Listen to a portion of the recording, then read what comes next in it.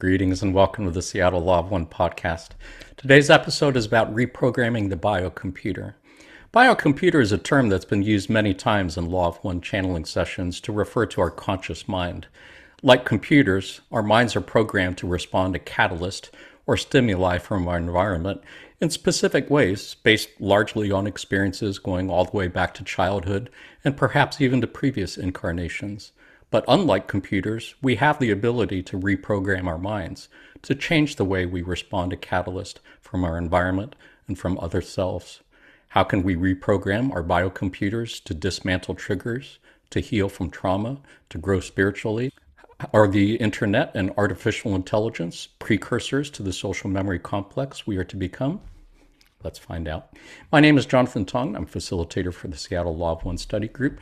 We can be found in the list of study groups at the L&L Research website shown on your screen. We do also have a Facebook group, and we meet on Zoom twice a week, Tuesdays from 3 to 5 p.m. Pacific Time, Saturdays 8 to 10 a.m. Pacific Time. You don't have to live in Seattle or anywhere near Seattle to join our Facebook group or Zoom sessions. Anyone who's interested and available is welcome to join. Just contact us at seattlelawofone@gmail.com to get on our mailing list. We send out emails once a week with Zoom links and information on what we'll be talking about that week. We do also have a YouTube channel where we keep recordings of previous podcast episodes, as well as recordings of our monthly Q&As with Jim McCarty. Just go to our YouTube channel and hit the subscribe button if you want to get notifications when we upload new videos, and contact us at seattlelawofone@gmail.com if you'd like to join any of our Q&A sessions with Jim. As mentioned, today's topic is reprogramming the biocomputer. Let's go ahead and meet our panelists. Panelists, let our viewers know who you are and where you're calling from, starting with Neely. Hi, I'm Neely, and I'm calling from Happy Valley, Oregon. So great to have you on again, Neely. And Luis? Hello, I'm Luis from Austin, Texas. I'm very happy to be here, and I will say this topic is very near and dear to my heart. I currently run a nonprofit that focuses on spiritual development, and reprogramming the mind is a huge focus of the practice, so much so that I've written a book about it and hope to have it published sometime this year. So excited to have you on for a second time and looking forward to the conversation. And Julie? Thanks. Hello, I'm Julie Jonas. I live just outside of DC in Potomac, Maryland, and this is my first time on this podcast. I'm a general Seattle Law of One study group lurker, so happy to be here. We're happy to have you on for the first and hopefully not the last time.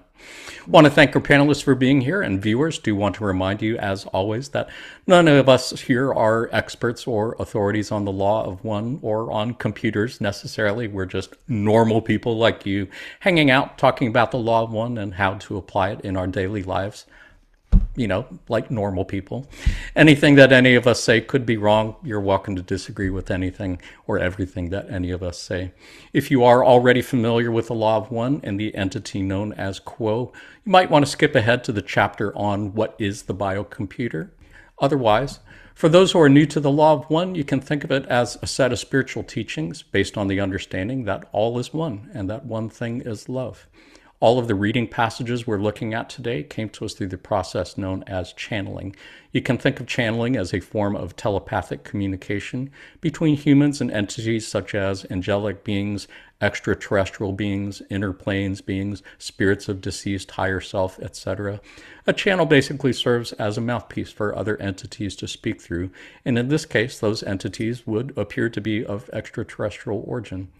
There are two types of channeling that have been developed by our friends at L&L Research.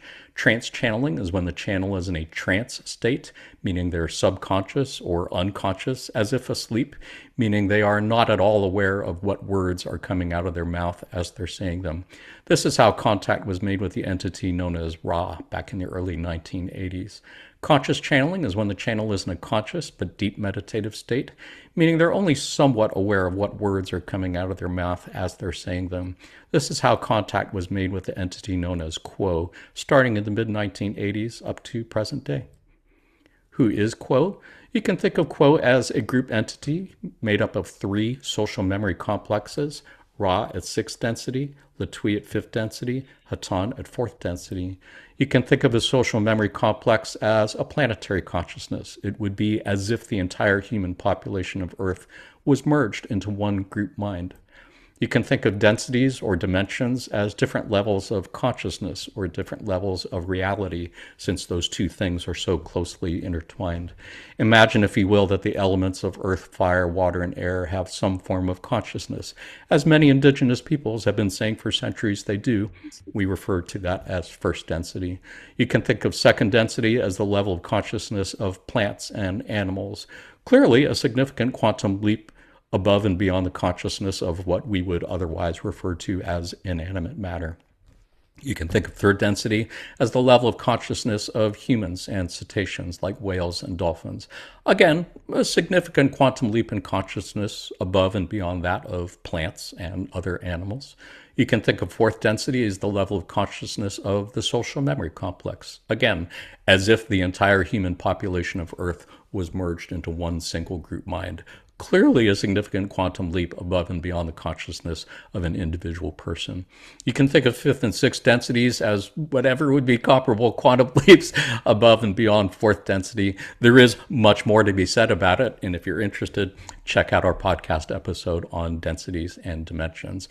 Otherwise, for now, suffice it to say, the entity known as Quo appears to be a group entity made up of three planetary consciousnesses: Ra from 6th density, Latwii from 5th density, and Hatan from 4th density.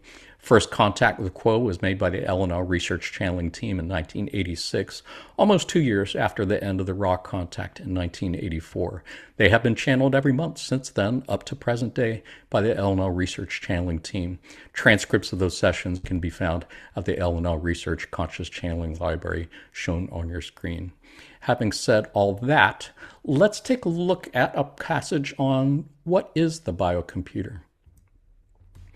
On December 16th, 1990, Quo said, "Let us talk for a moment or two about what you may call your mind or your brain, or as this instrument does, your biocomputer.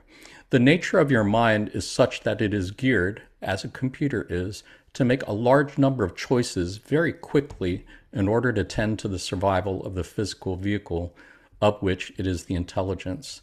The programming of this computer is most usually not done by the entity within the incarnation in any conscious manner, but is a reflection of those needs for survival, physical, mental, emotional, and spiritual, that were being experienced at the survival level when you as an entity were powerless and unable to defend yourself.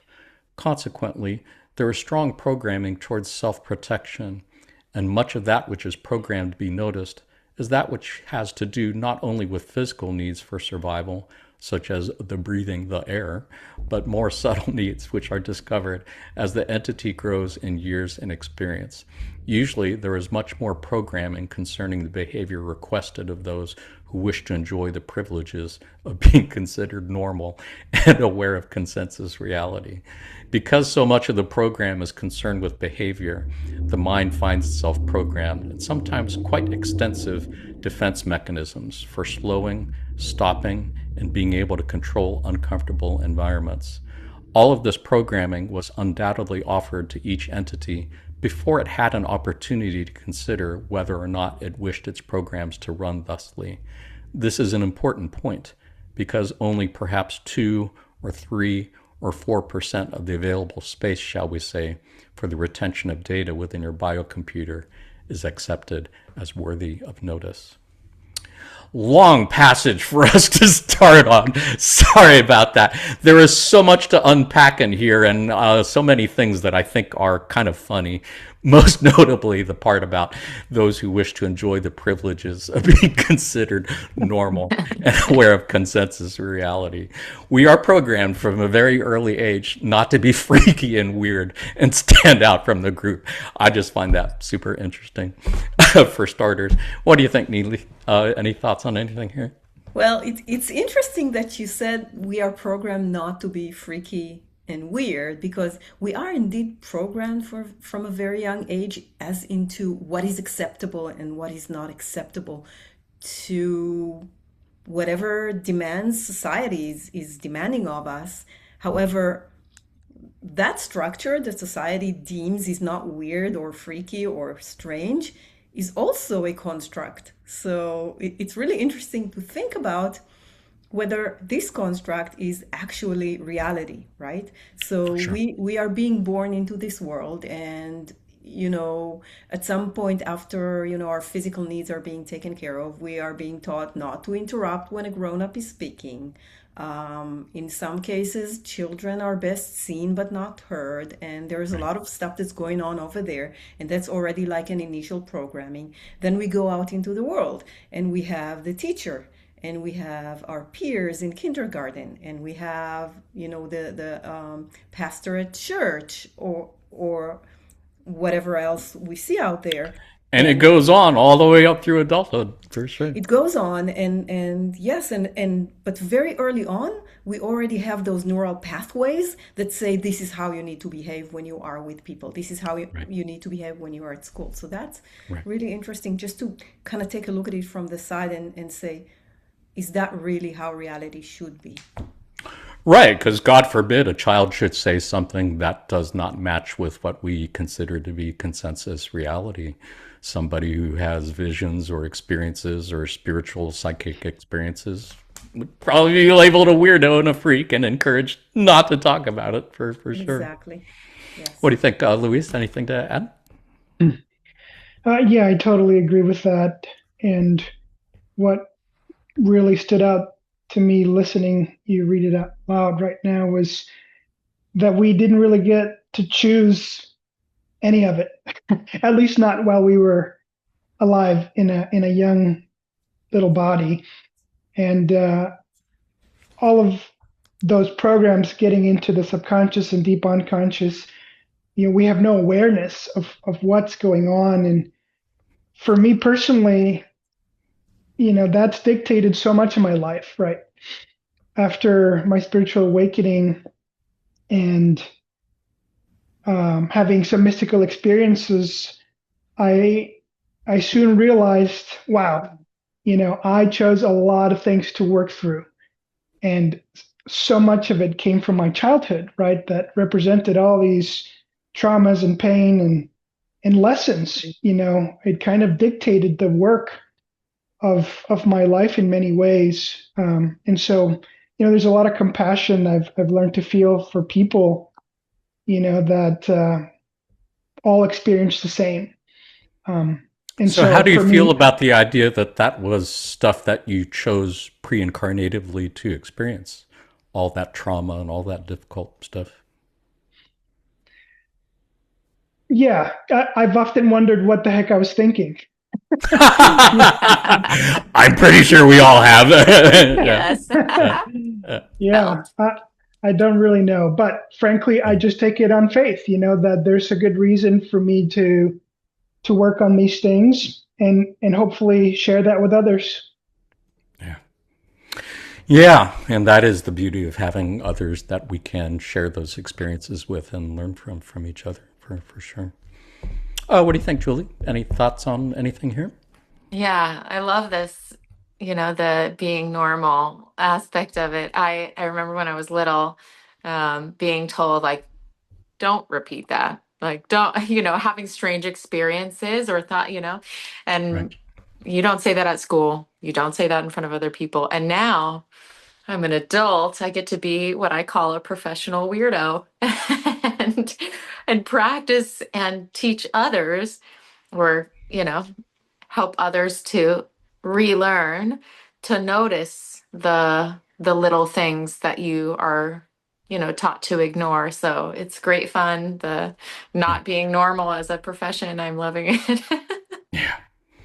Well, it reminds me of what they're saying in that last paragraph. Only perhaps 2 or 3 or 4% of the available space, shall we say, for the retention of data within your biocomputer is accepted as worthy of notice, which I'm interpreting as meaning that we're only getting a really thin slice of everything that's out there to perceive. All the catalysts that we're constantly assaulted with, we're only processing a tiny little bit of it. And there's so much more that, for whatever reason, our minds are programmed to just ignore. It is kind of like the iceberg that we've used in previous podcast episodes, where your conscious mind is just that little tip above water that you can see, and there's so much more below that in subconscious and unconscious, for sure. I think I read somewhere that it is about 95 to 99% of our brain activity is subconscious or unconscious, and it's only about 1 to 5% that is the conscious thoughts that we have. That's just a weird thing to think about in terms of what all we're not really aware of and how much of that is determining our thought patterns and behavior patterns. Does anybody have any thoughts on anything else from this passage or anything that's been said so far? I just wanted to touch on 2 points. One of them was whether or not we chose to have those programmings pre-incarnatively.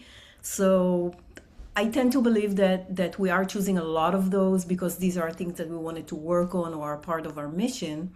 And I think, your spiritual awakening, or when you start working, is actually when you start noticing those automatic patterns and becoming aware of them. And this is kind of like your starting point of undoing it and doing the work. For sure. Yeah, and it's something that I think we spend our whole incarnations trying to figure out, and probably don't really understand it until after we leave the incarnation and get to do the post-incarnation briefing with whoever that is. Any other thoughts? Anybody have any other thoughts on anything from this passage before we look at another one? I'll say a quick comment that I thought it was interesting to include the spiritual need of survival, because obviously the body and the mind, makes sense that we want to protect ourselves, but even spiritually, surely that's just a perception of the mind. But just a note. That is interesting. Yeah. And I'm not really sure what to make out of that either. Does anybody else have any thoughts on that? I'm thinking about being asked or being invited to forego or to give up on some core moral things within you, for example. Could be. Yeah. Viewer, that one's up to you, I suppose. Let's go ahead. Let's take a look at another passage, and this on how does the biocomputer work? On January 29th, 1989, this was from Latwii, another entity, Confederation entity, who is 1/3 of the Quo complex. Latwii said, "Indeed, the method of experience for any entity within your illusion is that of alternating order and disorder. This is due to the fact that the consciousness which is used by the surface mind is a type of what this instrument would call biocomputer. Its one function is to answer queries yes or no. It answers millions and millions of them each second as the mind decides what it will apprehend with its senses and offer to the mind as information and what it will filter out as noise rather than signal. This biocomputer is programmed to accept certain information. When change is desired, the program of the computer itself must be written, or in many, many cases, concerning relationships especially, a program must be dumped and a new one written. This is the specific source of the discomfort of change. One is moving into the programming of one's biocomputer, and one is having to use more of one's internal character, shall we say, or will, in order to most beneficially reprogram the computer. Further, the act of meditation is a rapid accelerator to this process because it allows an opportunity for the higher self to work with what we may call a metaprogram or greater program, which influences how one's various programs within the information." Super interesting. And I know when I saw the yes or no part, it made me think of flowcharts immediately, how our mind works and approaches a decision, answers it yes or no. That leads to some other decision that has to be answered yes or no, which goes on from there. And I would imagine that's how the neural pathways that work as thoughts go through all our little brain cells and brain channels and such. I just find that super fascinating. What do you think, Luis? Any thoughts on anything here?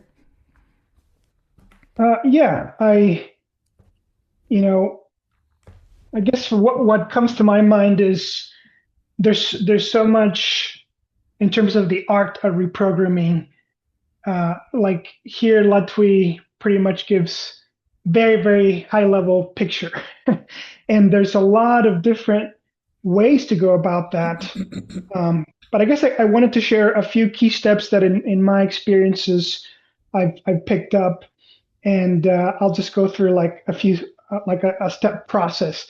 You know, first starting off with identifying like the root belief system of what's going on. So like there's different layers of programs and subprograms, and it's like a house of dominoes, right? If you identify the real core, you know, you're much more likely to get the transformation you desire. And then from there, moving on to a process of acceptance and forgiveness, which is very easy to say and much harder to put into practice, right? So this is where the meditative work comes into play, and learning to find genuine love for yourself and for everyone involved in this program. And then after that, after I believe we have brought up enough awareness, conscious awareness into the program and love energy, we can proceed to changing it, right? And I agree with essentially what Latou's saying, which is pulling something, dumping or canceling it, and replacing it. And it really is as straightforward as that. But how you do it can be done in a bunch of different ways, and there's a bunch of techniques and methods out there. But the last step, I think, is also very important. I don't think it's talked about a lot, but I call it anchoring, or like ratifying the new program. And that's when, you know, whether you like it or not, I find that as soon as you've gone through this process, catalysts will arise to ask you again, do you choose the new program at least one more time? And so like having that opportunity and seeing it as something that solidifies the change you want to make. And I'll stop there. Yeah, thanks for sharing that. I appreciate all those steps that you mentioned. And yeah, particularly meditation. I know it's come up a few times in the passages that we're looking at today. And I was keying in on that part in the second paragraph where you said meditation is a rapid accelerator to this process because it allows an opportunity for the higher self to work with what we may call a meta program or greater program. Super interesting. Definitely not something I would have thought of in particular. Do you have any thoughts on that, Julie, or anything else that Luis or anyone else was saying? Yeah, so it's funny. It feels like another lifetime now, but I used to work at AT&T in the mall. And people would come with their phones and they'd think, oh, I've got to get a new phone.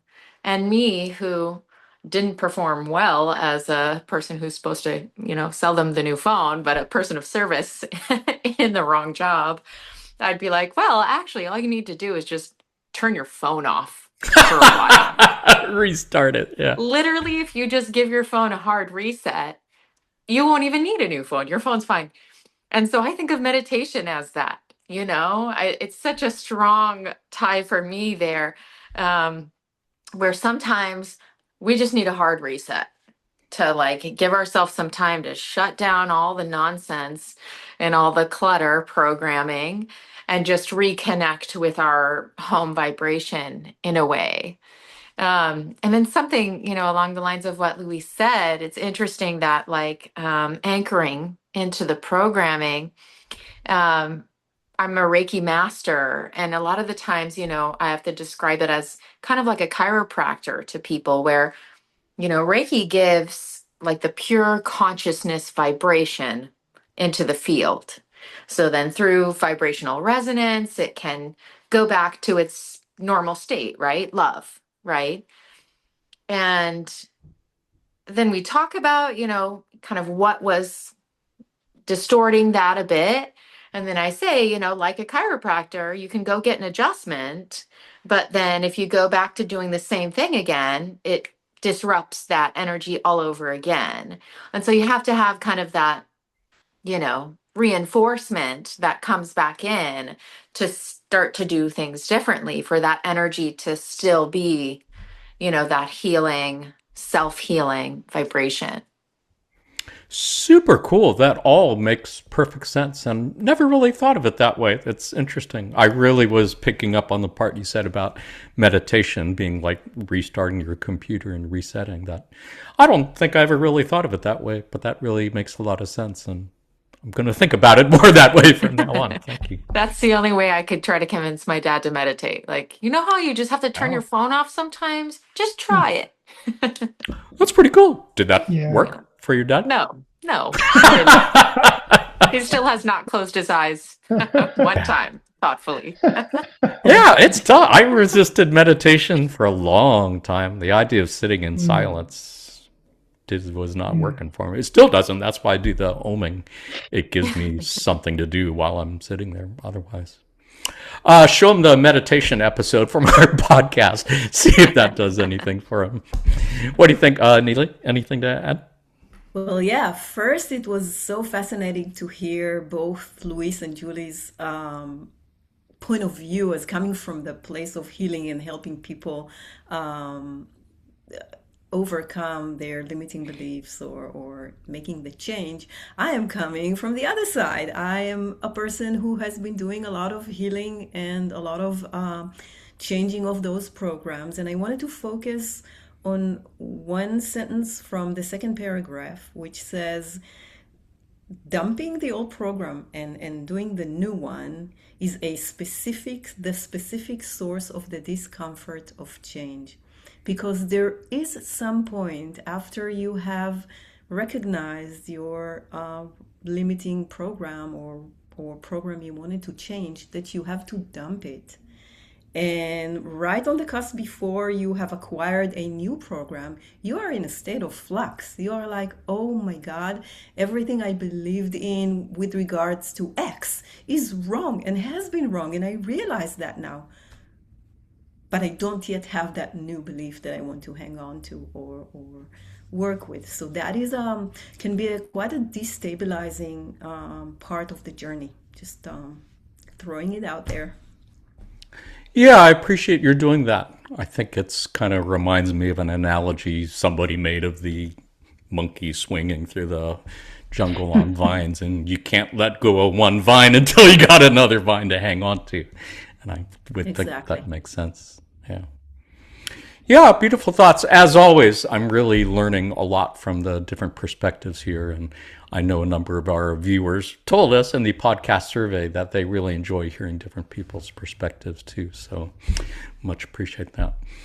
I don't know if I had anything to add on this passage. Does anybody else have any thoughts on this passage before we look at another one? Sounds good. Well, let's take a look at a passage on great ape ancestors. Got two passages. First one is from January 9th, 2006. Quoth said, "There is a portion of your mental makeup that is the great ape biocomputer which comes with your body. It came from the factory that way, shall we say. You have a perfectly good decision-making brain, and it follows instinctual pathways that are as clear as the pathways of deer or other large mammals as they walk to water and have their routines for finding food. See what you can do to become more and more aware of your own patterns, your own territories, and your own geography within. It really boils down to becoming more and more aware of who you are." And on November 21st, 2009, Quo said, "Let us now then speak of third density, the density of choice, the density where the great apes who began third density with their instinctual ways have, through thousands of your years and hundreds of incarnations, attempted to become human. It may be said that there are many among your people who have never fully become human. They have rested with the second density instinctual values of the great apes, the defense of the clan, the gathering of resources for the survival of the clan, and the protection of the clan from any perceived threat." We did a podcast episode on great apes, and I don't think it got as many views as I think it deserves. because great apes have been mentioned many, many times in many channeling sessions, and much of it in terms of how the great apes are really kind of still tied to the end of second density, and we're still trying to make the leap to fourth density. But we have a very difficult time apparently letting go of those instinctive behaviors related to hoarding resources in times of scarcity, defending the clan from perceived threats and enemies.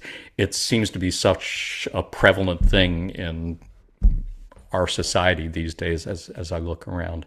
I find that super resonant, and I think there's a lot of passages in that podcast episode people may find enlightening. So I encourage you to check it out, viewer. Otherwise, Julie, any thoughts on anything here? Ooh, this one hit in a really specific way for me.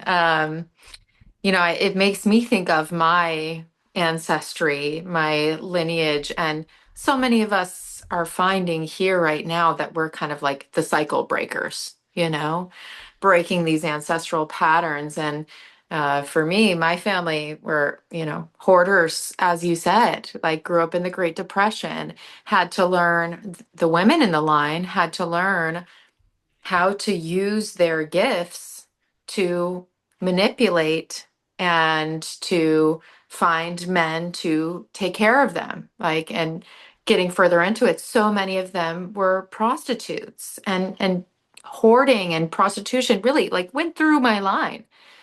And then it wasn't, I mean, really until me, where I realized oh, we learned pattern recognition deeply to anticipate other people's needs, which if you come at it from a survival standpoint, it comes out as manipulation.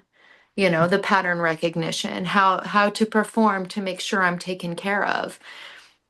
And then if you come at it from a service perspective, it's pattern recognition. How do I teach? How do I listen? How do I receive and connect and bridge, right? But my grandmother, great grandmother, her mother didn't know they were healers.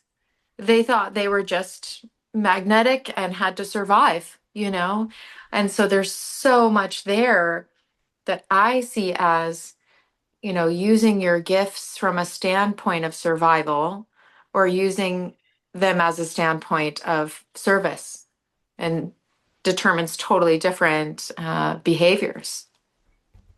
Fascinating. I had not thought of pattern recognition at all, but as you're mentioning and explaining it, yeah, that makes sense. And it does remind me that there are other passages, not in the episode we're looking at today, where it's been said how, yeah, those service to self entities in charge of our political, economic power structures are well aware of our great ape instincts and have deliberately arranged things to make people revert back to those instincts of hoarding resources in times of scarcity and defending the clan from perceived threats and enemies.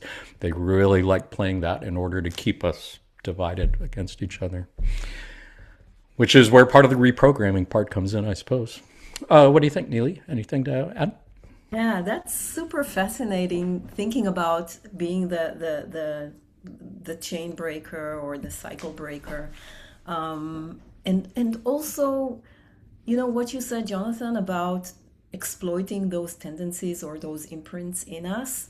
All you have to do is think back into the pandemic times when you couldn't find a roll of toilet paper anywhere. What did people do with all this toilet paper? I have no idea, but that's exactly a good example into how That's a great taken example. advantage of, right?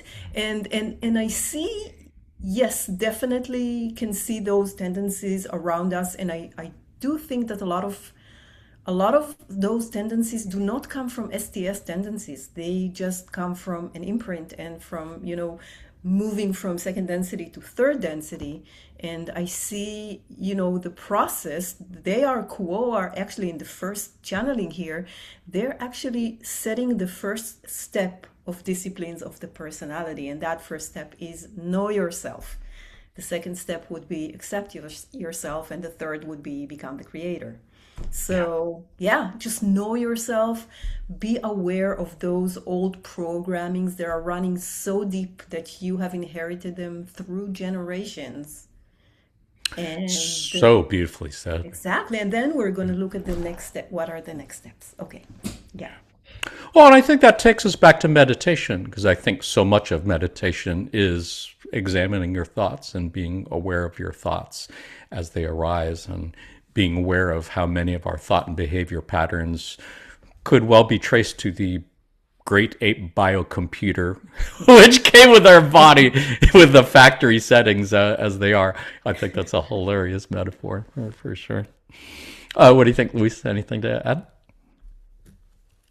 What sticks out the most to me in these transcripts is awareness. The focus or the introduction of this theme, and I feel like humans so often take awareness for granted, but I've found it to be the single most powerful tool for work in consciousness. And in my book, I dedicate a pretty significant section of it, several chapters, just to awareness before even getting into the reprogramming parts and understanding of what's wrong, what's going on, because of what we're talking about, right? Like awareness is, I guess, in a way, a tool for also focusing vibration. So when we meditate, that is one method to change vibration into contact consciousness, not mind, consciousness, which is different than mind. And then we have concentration and contemplation, right? The three methods that Rod described in the channeling. How would you say consciousness is different from mind? I'm not sure if I could say the difference. Yeah, so, consciousness is the I am. Consciousness is the part of the creator that fractalizes itself in manifestation. And it is not fully manifest. It's unmanifest, but it's manifesting through the vehicle of mind, body, and spirit. So the faculty of mind is a tool for consciousness to know itself. Thank you. Sorry for interrupting you, because I know you were still on a train of thought, but I was interested in what you're saying. You said so many interesting things that I just feel like if I wait for you to finish, I'm not going to remember to ask about. So I apologize for interrupting you. Did you still have other thoughts that you wanted to add? I think just to close that, awareness, cultivating awareness definitely goes hand in hand with reprogramming, but is also like the bread and butter, I think, of our evolution. Nice. Yeah, and it's a fascinating thing to see where evolution goes from here, from primates to humans to social memory complexes to light bodies. That's definitely one of the things I've appreciated most about the Law of One, that it shows us a roadmap for spiritual evolution that I've never seen anywhere else, and I find super encouraging and inspiring. Anybody else have any other thoughts on anything from either of these two passages? We could easily spend 3 hours just talking about these two, but Just one small thing. Reading again the second passage, it looks like what they're talking about is working on our first three chakras, which are about survival and being the self or being part of a clan or a group, and then being able to open up to send the energy to our heart chakra and move on from there. nice. That's a great observation. Nice. For sure. Yeah, and I gotta say, I did not know anything about chakras or energy centers before discovering the Law of One 5, 6 years ago. And I have found, of all the things that I've learned in the Law of One, learning how to work with energy centers, being aware of them, learning how to unblock them, how to balance them, how to open the heart chakra. It's got to be one of the most valuable practical things that I've learned about the law of one. So I had not thought of it in these two passages, so I appreciate your highlighting that for us. Anybody else? Any thoughts? Anything else coming to mind? Anything else jumping out at you from these two passages before we move on? Cool. Well, let us take a look at a couple passages on reprogramming the biocomputer. On November 18th, 1990, Quo said, Quo said, there are as many ways of reprogramming one's biocomputer as there are entities wishing to do so. The most potent program for any entity is that one which has been constructed from the pure desire found within the heart. The expression of this desire is that which gives form as a channel to that desire. This, however, is secondary to the successful reprogramming.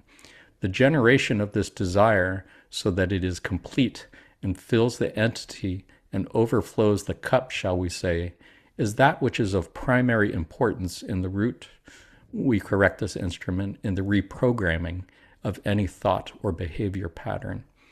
If, as in your case, an entity finds it is helpful to form this desire by writing it upon the paper, by speaking it as a vow, by dancing it as a dance, praying it as a prayer, or meditating it as a mantra, then this is the form that is appropriate for that entity. It is well to use those tools which one has been given and which one has found a certain degree of mastery in previous use, in order that a form which is most effective might be utilized in giving the clear voice to this heart-generated desire for a closer approximation of love within the life pattern. It is another one of the things that I've appreciated most about the Law of One, that they are really not dogmatic about anything in particular, other than maybe meditation, which they seem to harp on a lot. But other than that, they really keep saying in so many ways that every soul is unique and every spiritual journey is unique. And what works for one doesn't necessarily work for others, and what works for others doesn't necessarily work for one. So the idea that there's as many different ways of reprogramming as there are entities, and finding those different ways that work for you, I love that, as always. What do you think? Neely, any thoughts on anything here? The one thing that jumps to me out of this quote is that desire that is the basis of changing the behavior or the program needs to come from the heart. It's not an intellectual thing.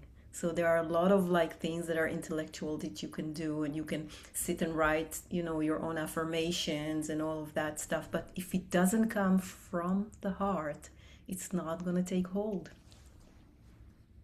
And that is such an important thing that was jumping out for me too, for sure. Luis, anything to add? Yeah. So, what this alludes to me is, not only is there a variety of different ways to work on the self and reprogram, but through different dimensions and levels. And this is alluding to working through the spiritual dimensions, right? The heart energy. And we've talked about mental reprogramming, and like Nili was saying, affirmations, right? And working with habits and routine. And those are valid ways, but perhaps we're working with the lower energy centers there, like the yellow and orange ones. And I look at the Kabbalistic framework of the creation of the universe, which is applicable to our individual universe. And there's 4 levels of creation that are in order of cause. So starting with the spiritual level, archetypal level, it's called the world of emanation. Then moving to the mental level, which is also called the world of creation. Then moving to the astral level, also called the world of formation. And finally, physicality. And so this essentially determines our capacity to create and to make conscious changes in consciousness at will. So the higher we go in that framework, the more potent it is, right? And I remember what Julie said in the previous question in her practice, right, where she channels this love consciousness as the environment through which healing can take place. And I genuinely believe that's how healers work. They channel that love, spiritual environment for the healing to take place. Well said. Yeah. Anything to add to that, Julie? Yeah, it's interesting to think about what just in the moment has pulled my heart to, to go to this level of mastery or understanding in order to reprogram. And I think when I was young, I was very, very pulled to psychology. It's like, why are we doing this? And then I was really pulled to astrology. It's like, oh, why are we doing this? And then once I learned Reiki, it was like, oh, this is why we're doing this. This is how we do this. But I think overall, those are kind of like interests in the moment, but overall it's just connection. How do we connect? How do we intertwine? What are the common threads? I think that's always really been what has pulled me. And so I can look at it as a practitioner. Reiki is that thing that I've, mastered. Spirit communication, I've mastered. But from an entity wanting to reprogram myself, it's connection that mastery. It's how do we connect? How do I connect things? Connection in general, I think. It's interesting to be prompted to really think about this from the two directions. For our viewers who are not familiar with Reiki, Reiki, can you explain briefly what that is for folks who have no idea what Reiki is? Yeah, sure. Yeah, I like to think of it. I'm a Star Wars nerd, so this might not apply to everybody, but I like to think of it as like the force. Reiki means like the universal life force energy. So That's love. the key part, right? Key is that energy. So ki is that energy, and Ray is like the all of it, the universality of it, right? So I really think of it as like the Force from Star Wars, where some people are attuned to the Force so much so that they can kind of direct it, but then it's not as simple as Force healing. It's more, we put our hands on, or at a distance we can imagine, because we are just all completely connected through this Force. And that pure consciousness energy enters the field where we have distortions and different vibrations. And when it does, then those vibrations meet each other and it balances it out. And some people cry, some people, it's a different experience every time, but it's basically bringing the body back to its own self-healing state. So a Reiki healer is basically acting as a channel for that energy to flow through into. Yeah. Nice. Yeah. So I think of it as like a radio. So like we're attuned, the vibration is everywhere. Anybody can access it. But like if you don't know the station yet, you don't know to go there. You haven't found it yet. But then when you're attuned, it's like, oh, I can get that anytime and project it. That makes sense. Yeah, thank you. Would it be considered bad form to use Reiki energy to like force choke somebody like Darth Vader did? Is that like considered a no-no in Reiki practice? That is bad form, but it's not something that never, ever, ever has crossed my mind. But it's bad form, yes. That is the You've never been stuck in Seattle traffic, I guess. Well, I live in DC, so. Oh, okay, never mind. I take that back. Yeah, thank you for sharing that. And yeah, for our viewers, we have mentioned this a number of times before that, the Ki and Reiki, or Chi and Tai Chi, or Force in Star Wars, or Prana in Hindu traditions. And Law of One, it's referred to as intelligent energy, or as love light, or light love. So I think there are many similarities for sure. Thanks for that little tangent. Hope we didn't lose too many viewers on that. Does anybody else have anything to add on this passage before we look at a second passage on the subject? Let's take a look. This is from November 8th, 1990. A different session. Almost the same numbers, but different session. Quo said, "The intellect is not a dictator unless you accept that nothing can change the pain, the sorrow, and the various anguishes that have previously programmed the computer of your mind towards safety, security, self-defense, and caution.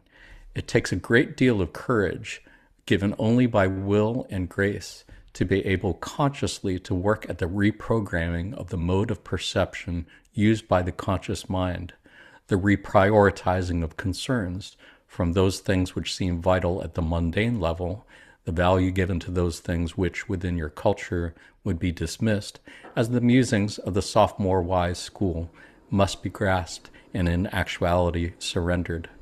The surrender of long-held convictions as to that which is the priority in life will cause a kind of mental pain that is a result of the energy involved in delving into the conscious prioritizing portion of the self and the specific reprogramming of the self towards the affirmative, positive, self-respecting, self-forgiving consciousness that has no part of the illusion in which you live." I think it was Neely who mentioned the discipline of the personality earlier, and that's certainly what's coming to mind here. Ross said there's 3 parts to the discipline of the personality: know yourself, accept yourself, and become the creator. I think it's the first part that we're really focusing on here, just in terms of knowing yourself and accepting yourself and developing the will, the discipline of personality to make those changes that may seem uncomfortable or painful at first. I think there's some valuable lessons there for sure. What do you think, Luis? Any thoughts on anything here? Yeah, I think this is probably maybe the hardest step. When we're triggered, we've done something we're not happy with, to be able to sit with it, right? And muster that awareness to just look. Just take a look. It's so hard. I like how Quo says mentions this mental pain that is a result of the energy involved in delving into the conscious prioritizing portion of the self, right? Like to invoke consciousness. Essentially, what we're doing is bringing light to the shadow, right? Our shadow complex, as Carl Jung calls it, which is everything we have disassociated with. We are bringing light to it, and there's so much pain, which is why it's shadow in the first place. But it's such a cathartic experience to do that, right? And I just think that it's been one of probably the practices that has led to my personal transformation, in the strongest way, I would say. Can you talk about that a little bit? Well, I guess I'm what I meant by that is the discipline of looking and the process of accepting, right? Is our mind gets flooded with excuses of why not to do it, or to be distracted, right? Or who's at fault here? Who made me react like this? The mind just scrambling to avoid looking at that part of itself. And so, as you give into the practice, as you get more comfortable with it, of course, you get a little bit more confidence. I can do this, right? But it doesn't mean it's easy, right? It's just probably what's helped me the most to process my childhood, to be honest with you. It's just having those moments where I give myself permission to feel that pain and sitting with it and looking at it. Because as a result, what ends up happening as it slows down, as the charge of emotion subdues, I start to notice different things about it, right? And it starts to change. And that's when that new perspective starts to arise. So beautifully said. Yeah, thank you for sharing that. Julie, anything to add?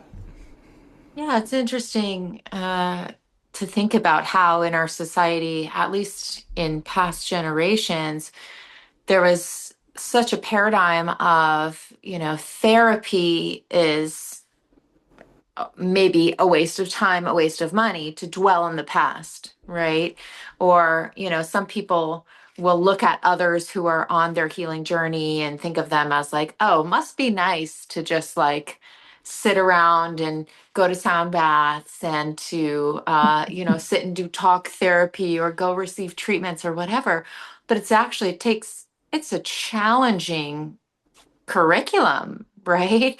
And it takes so much courage and pain tolerance and acceptance of sitting with the pain without escaping it to do all these things. And so, it's becoming more widely accepted, I think, that therapy and different healing modalities are not, a waste just sitting around lingering, but instead the way to actually give yourself what you need and to help yourself shed in order to be able to take on as much as we take on and embody who we want to be. For sure. Yeah, and so much of it, I think, is time. I mean, so many people are stretched thin enough already, finding the time to examine one's thoughts and like dive deep into one's childhood traumas. That's something that most people don't have the time or comfort level to do. And or finding a therapist, somebody that you can actually like talk things out through. I think these are extremely stressful times, and yeah, I would imagine everybody could use some good time with a therapist. Neely, anything to add? Yeah, it's kind of like this work that nobody wants to do, and they push it back, push it back, push it back. Like I will, mow the lawn at some point. I don't feel like doing it right now. And adding to that is that it's a very painful and uncomfortable job to do. We have been hiding this from ourselves for a reason, because it's very painful or very hard to look at it. But I do connect to Luis, what you had said about, I think it was feeling the pain, having it there and how it changes. I've been doing for my own healing, I've been working with a method that was created by a psychiatrist called David Hawkins, and it's called the surrender, the method of surrender or letting go.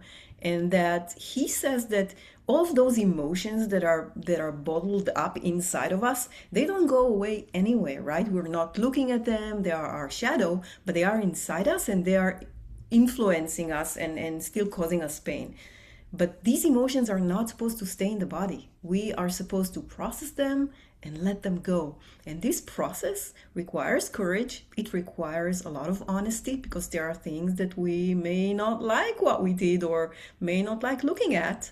Sitting there with them and letting them be will allow them to change, to transmute, and to leave our energetic field.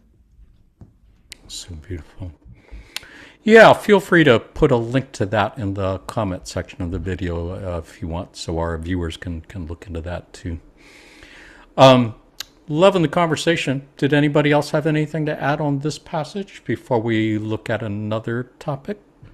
What Neely said just really reminded me of something. My sister is an art therapist, and she would know the name of this book, but there was some book she told me about that's called something like Zebras Don't Have PTSD or Zebras Don't Have Trauma or something like that, because when animals encounter scary times, they move it through their body. They shake literally, right? And so as humans, not only do we not physically move our body generally, I mean, we might shake in fear instinctively, but we also will then try to accept and shove instead of letting it move through us, letting it be present and witnessing so that it can move through us. Important. Yeah, thank you for sharing that. I was reminded that goldfish have a memory of 10 seconds, I believe, as I learned on Ted Lasso. That's probably helpful, too, if you can't remember anything that happened more than 10 seconds ago. Why don't we go ahead and take a look at another passage. This is on Dismantling Triggers. On September 19th, 2004, Quo said, "Identifying the trigger is very helpful, and any work that can be done in honest communication with the self on identifying these triggers and the really deep nature of these triggers will be a good resource for any." Triggers, by the way, I forgot to mention in case folks don't know, trigger just refers to something that can trigger a very strong emotional response, and we usually think of it in terms of a negative response: fear, panic, anxiety, anger. I suppose there could be positive triggers too, but those aren't the ones we really talk about that much. Sorry, moving on to the second paragraph. Second sentence. But more than that, when the trigger has been pulled and one has only identified that trigger after the fact, it is still possible, through the discipline of the personality, to halt long enough to say to the self, "I am being triggered," and to stop and celebrate the fact that you have realized this and are therefore taking a first step towards the actual eradication of this deeply buried trigger. It is helpful then, if you take additional time, to laugh at the self, to give the self a hug, and to ask the self, if it had the choice of any way of meeting this particular situation, what would be the highest and the best way? If there is time then for a little more thought and contemplation on seeing the best way, on envisioning the best way, and on perhaps moving forward in expressing this best way, then all of that is a great asset to your seeking. It has taken time to embed this habit. It will take more time to bring it up, see it for what it is, and allow it to fall away. It must be pulled up into the light of day. It must be appreciated, and it must be loved and accepted as part of you before it can be released. So that which you can do when you find yourself expressing heat instead of light is, if you have the luxury of time, to take that time to interrupt the sequence and to redirect it. A lot of callbacks to things that we talked about before, including discipline of the personality and interrupting sequences and cycles and such. And it does remind me again of the flowchart diagram that we were looking at. This is something that I think about in terms of being able to identify the trigger point. Can you identify the point when you can feel the anger or the fear starting to arise? And if you can be aware of that, then yeah, being able to change the response and reroute those neural pathways to ask yourself the questions that are talking about, is there a better, higher way to respond to this? And it's definitely something I've found helpful. I used to get triggered in talking about politics, and now I can talk about politics a little bit more easily and better without letting myself get triggered into getting angry and such. Still working on that every day, obviously, but getting better at it, I think. What do you think, Julie? Any thoughts on anything here? Yeah, it reminds me of the first time I went to see a healer, a holistic healer. I was actually not doing it for me. I was vetting the process for someone else. And um, I had just gotten an MRI and all this blood work, and was told, take this, because I was having migraines every day. It was so bad from the time I woke up, but then specific times in the day would get really bad. And this woman said to me, I want you to notice when this happens, immediately think about what just happened. And I realized that it was right after I talked to a neighbor, right when I woke up and I thought about all the things I was going to have to do today, but probably not going to get done. It was these moments where I would just beat myself up mentally. Like, oh, you just probably look stupid. This, that, you're not going to do this. And, we're learning now that we actually get imprinted these points of trauma in our field, right? And so when something happens that reminds our body of that non-safety or that emotion, then we have these physical mechanisms that happen. And so the moment that she had me do this and I noticed it, I could just turn my headaches off. It was like, why did I just spend that much money on the doctor? And I could just realize, like, oh, you little cutie, like, stop being so hard on yourself. Like, it's fine. You're like, that the actual remedy was love. How irritating, right? Who'd have thunk, But glorious. Yeah. Yeah, I appreciate your sharing that, and what a great practical, personal example of that. And it reminds me again what we've said already about mindfulness and awareness, being awareness of your thoughts and being able to pick out that point where you know you're being triggered. So important. What do you think, Neely? Anything to add? Yeah, actually, two things. First, I want to talk to Julie about what you had just said about accepting it and loving it. There is a quote from Kuo that we received today in an LL Research newsletter, and it starts like this. Self-criticism and self-judgment are powerful sources of blockage. There is within many seekers the desire to make a difference in the world, to help others and serve good causes. Yet, in that same general run of seekers, there is often a prejudice against working on the self, for it seems selfish to be absorbed in the processes of the self. And then they say that, in their opinion, healing yourself is healing the world, in a sense. So that's being... And it also resonates for me with the last paragraph where it says it must be pulled up into the light of day. It must be appreciated and it must be loved and accepted as part of you before it can be released. So I talk to my little inner child a lot as part of, my own healing of my own childhood trauma. And whenever she comes up, I tell her, it's okay. It wasn't fair what happened, but you are safe now and everything is okay. And that's part of that process.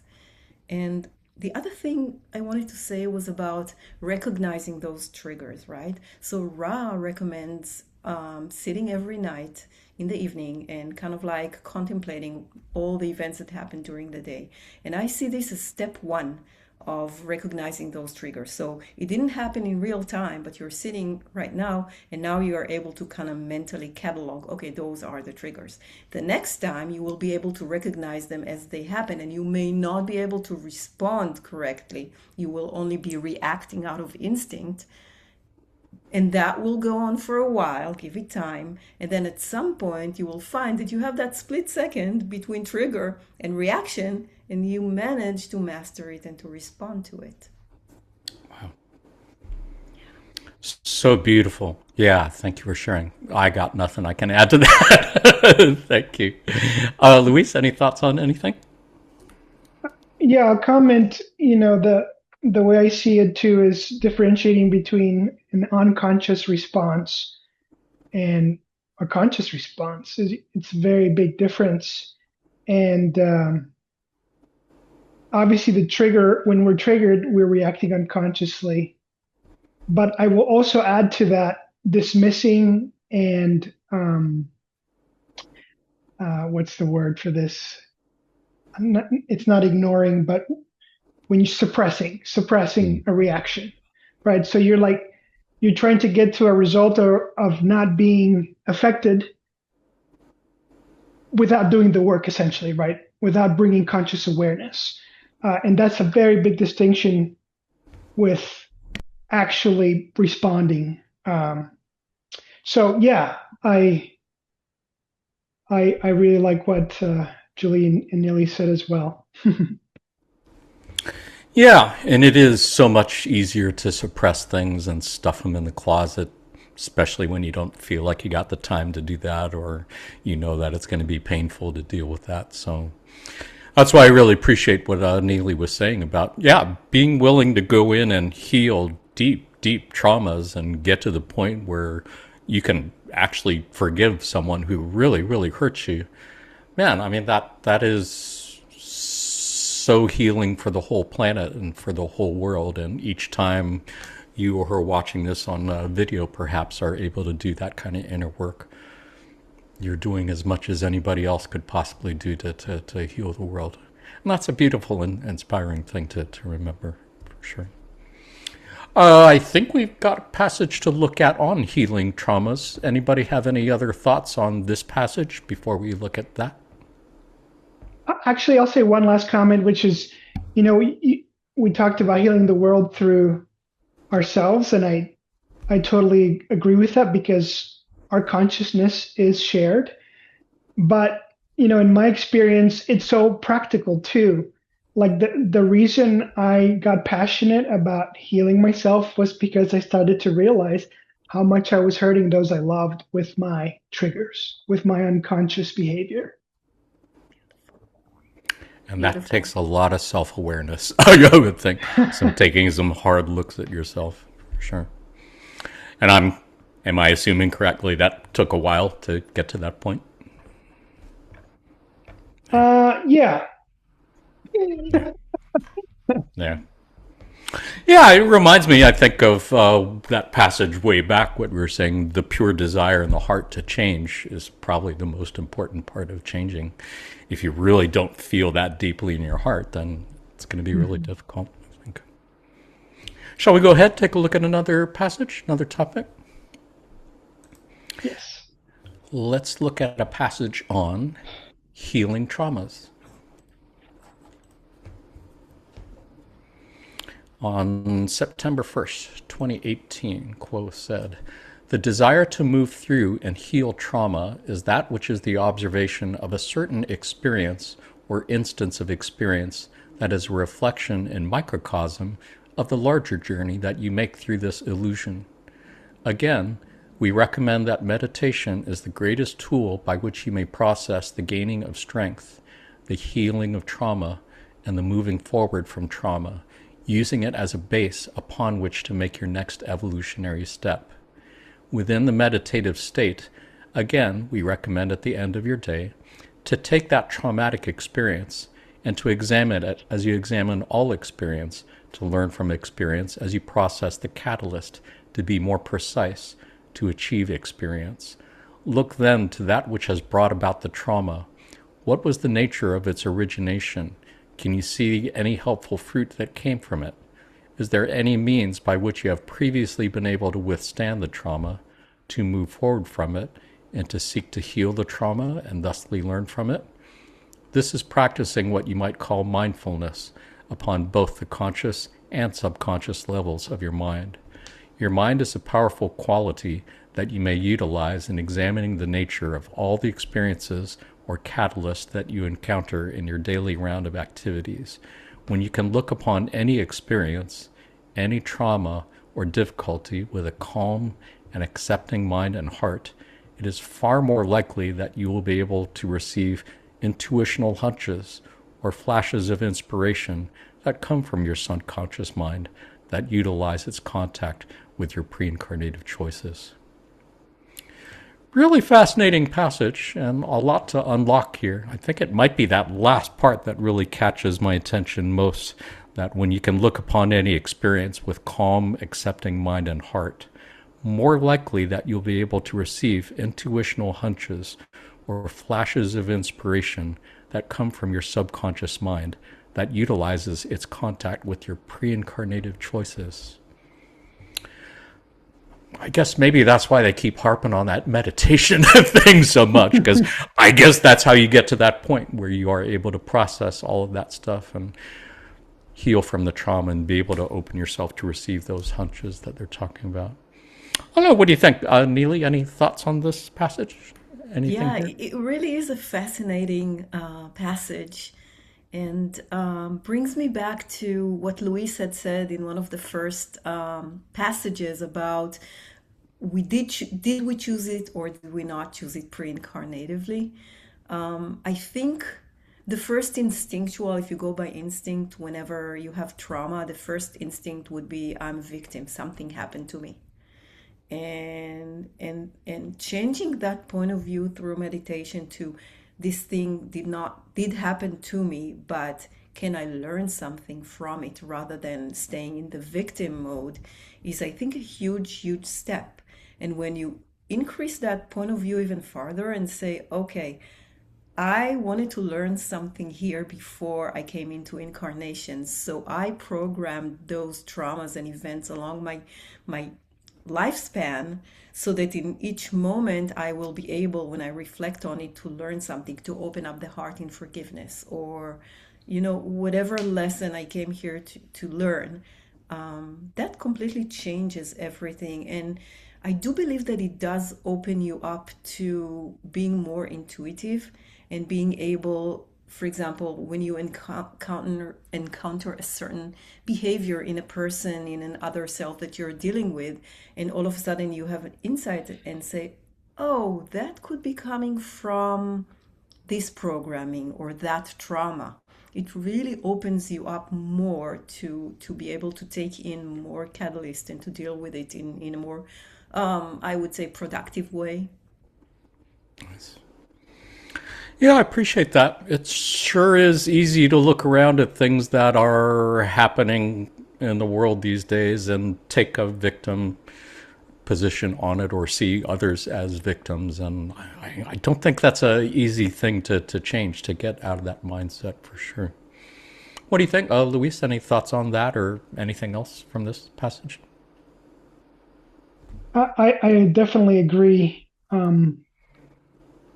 What I would add is that it it requires a lot of patience with the self, to do this, and because there is so much emotion, like maybe sometimes there are some times where in one meditation you could find a breakthrough and find the insights, right? That intuition and the big picture, right? Like you get, oh, this is what I'm trying to learn, no problem. But of course, we've all experienced times where, you know, it doesn't come right away. And, that role of being the victim or the hero, or frankly, even the villain, right? Where you're stuck in the guilt of being the one that caused the affliction. Our mind could get stuck energetically in these uh, blockages. And so it really takes time in coming back to that day after day after day, sometimes maybe weeks, months, right, For sure. to get that moment of breakthrough. And I will add one more thing, which is that's also what I believe the function of a healer or a therapist or somebody supporting you can offer. And for example, in my practice, something I do is that I, through spiritual methods, attune myself to somebody else's consciousness and mind. And so now we have a bigger chunk of consciousness observing the same energy. And that's powerful, because together we are able to uh, process that in a different way. And obviously, those insights, when you have somebody else that is a little bit further removed from it, might flow more easily. Yeah. Yeah, and it reminds me that we don't really have power or control over what other people do to us or to other selves, but what we do have power and control over is how we respond to it. And that is a matter of taking ownership and getting out of the victim mindset of at least how you respond to it and how you deal with it within your own mind and in your own heart. Oh, what do you think, Julie? Any thoughts on this or anything else? Yeah, I love what's been said so far. What it brought to mind for me immediately was Ram Dass liked to say that if somebody, really triggers you or really pisses you off, to think of them as God in drag.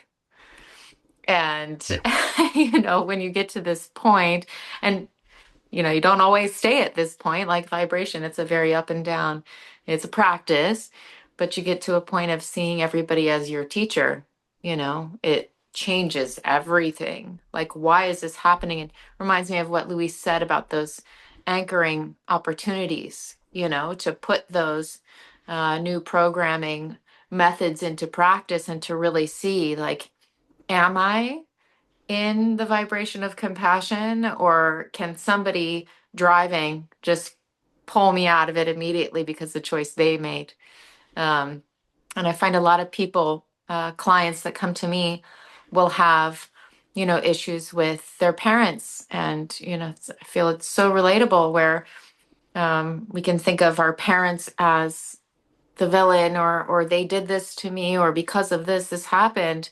But we chose, you know, and before this life, we chose these people to teach us these lessons, to reinforce. And, like Carla, it said in the Raw Contact that Carla had chosen this really tough curriculum of having to learn to radiate love even when she knows she's not going to receive it back.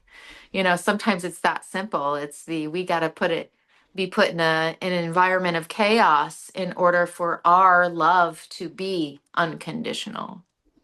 Yeah. Yeah, and I think all of us and everyone watching this on video understands that feeling also of learning how to give love without expectation of return or thanks, for sure. And I appreciate your reframing it in terms of the law of one a little back. I know that is something that made a huge difference to me, the idea that seeing others as God in drag, or seeing that person or persons who I'm really having some issues or problems with, and seeing them as indeed creator behind another mask, or me behind another mask.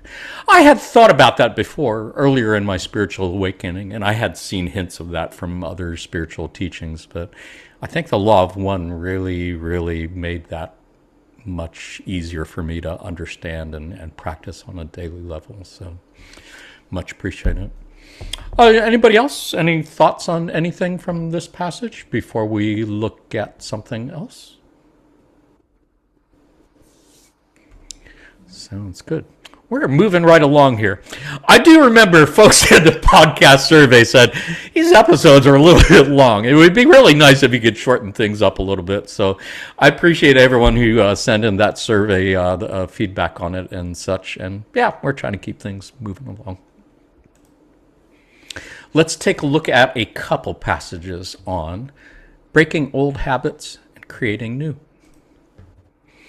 On November 13th, 2010, Quo said, "In a way, what we are suggesting is a great deal like forming a habit. This instrument has read in articles about such things that a habit takes about 3 weeks to make, or perhaps 3 weeks to break. Those 3 weeks seem to be spent in failing to break the habit, wanting not to break the habit, yearning to go back to the old habit, and so forth. Yet, if there is the intention set to break the habit, and there is a success in refraining from the behavior of the habit, generally the mind becomes free to think of other things than the habit. The addiction has been downgraded, as the one known as Ken would say, to a preference, and then the mind is free to take up a positive habit, where before there was a habit of which you did not approve." I believe the original transcript had a footnote identifying the Ken here as Ken Keyes, who apparently wrote a book called Handbook to Higher Consciousness. Not aware of it, but at least that's where it came from. Yeah, beautiful passage here. Lots to look at. What do you think, Luis? Any thoughts on anything here?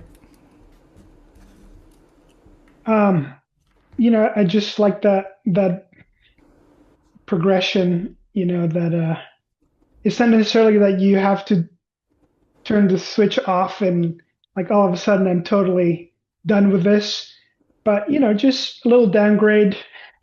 I like this, but I don't have to have it.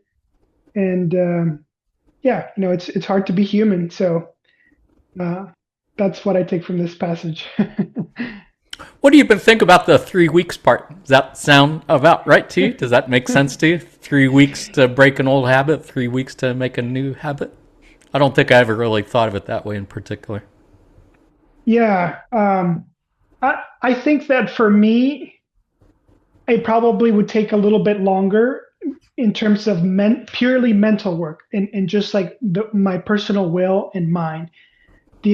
I've since moved on from doing that because of my personal spiritual practice where, energetically trying to make shifts in consciousness that are more instantaneous, right, is now what I aspire to every day, frankly.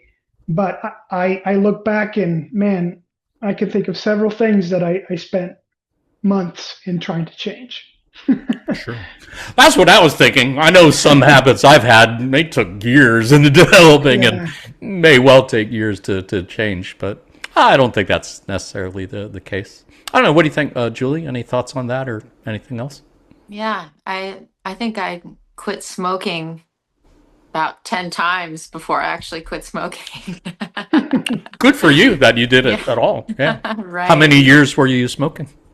Oh man, I smoked for 11 years, and for the greater portion of it, a pack a day. And then, Wow. Wow. yeah, it's crazy to think about now. Um, and it's So what was been, the key for you? How were you able to break it the 10th time? I actually took Chantix, this prescription pill that basically like took the addiction out. It was weird. It was like I Hmm. wanted to want a cigarette, but I didn't want one. It was Oh, very interesting. strange. Yeah. But Yay for the pharmaceutical industry. hey, That's I not will the never answer I say was that. expecting to hear, I gotta say. Yeah. I will never say that, but I say it now. And Yeah. and thinking of it, outside of addictions and in this habit, thing, it's funny. I have this practice that I participate in with other people online. Um, that it's a 3-week process, and we really and it's a process in witnessing and being the observer and listening to the signs and noticing the synchronicities and things like that from the universe, and seeing that we are all constantly in communication with, the creator, with the universe. And really, it's like nobody really does the practice until like week 3, when we're almost done with it. Week 3, week 1, we're just showing up, scrambling, trying not to fit into our same habits. And then week 2, we're kind of like, okay, in theory, this is what I do, but in practice, I'm still on my BS. And then Yeah. week 3, we start to be like, oh, wait, this is a great practice. And so then we have to, another 3 weeks, another. Yeah. Yeah, that's pretty good though. Yeah, that makes sense. And like anything else, I mean, it takes practice. I know, especially meditation, something that I think of. It takes a while to get used to it. It took me a while before I could get comfortable enough with meditation that I missed it if I wasn't meditating that day. And it took a while for sure. Oh, what do you think, Neely? Anything to add? Yeah, just two little things. The first thing that I got from the passage is don't give up. They're giving you hope. Yeah, you might feel like you're completely failing, but if you set the intention, and that's the second thing, intention is so, so important. And it kind Yeah. of it empowers us to know that our intention has thrust behind it and has force. So just these two little things. Yeah, and I think, as you pointed out before, it really does go to the heart. I know the times that I have been able to break old habits and start new habits. It wasn't just something that mentally, it's like, well, I want to lose weight this year. It was something that I felt more in my heart that I I did not like the way I was being with my old habits, and I really felt in my heart, I really want to do Mm. better than this. So, viewer, I imagine you can relate to that in your own way, for sure. Anybody else? Any other thoughts on this passage before we look at a second passage on the same subject? I'll say one thing, addiction in general, like, they're coping mechanisms, right? There's pain there somewhere, and we're just trying to comfort ourselves. So just something to be mindful of. I have heard it said that you never really overcome an addiction. You just Mm. transfer that energy into something else, ideally a more positive, less destructive addition. Would you agree with that? Oh, and I'm throwing this out to all the panelists. Do you think that's true? Or I don't, Julie, I guess in your case, sounds like you really did overcome the addiction to cigarettes, or did you just channel it into Reiki or something else? Well, I channeled it into smoking weeds, not smoking cigarettes for a while. Now you're talking.